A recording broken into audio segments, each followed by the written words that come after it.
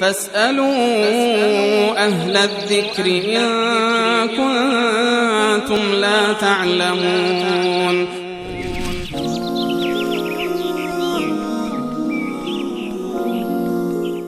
سوال بیننده این است که درخواست شفا و یا کمک از شخص پیامبر صلی الله علیه و سلم آیا درست است یا نه؟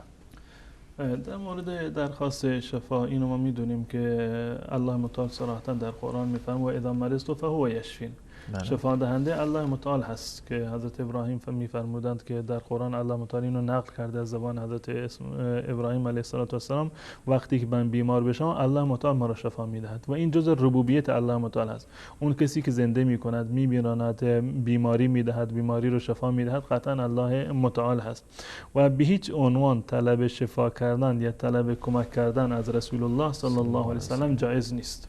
طلب شفا یا طلب کمک از رسول الله صلی الله علیه و سلم جایز نیست.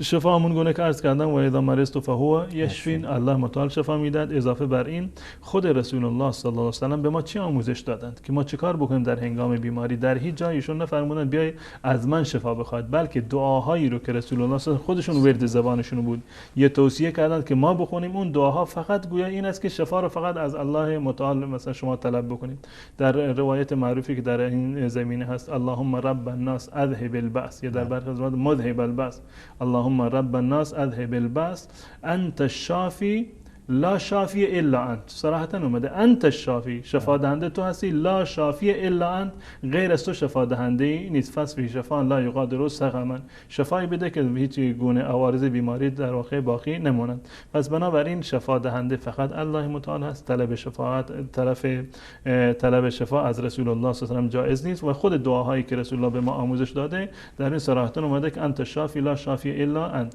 و طلب استعانت و کمک صراحتا در قرآن کریم اولین آیات قرآن که که ایاک نعبد و ایاک نستعین، طلب استعانت فقط و فقط باید از جانب الله متعال باشد، نه از رسول الله و نه از غیر رسول الله صلی الله علیه و سلم.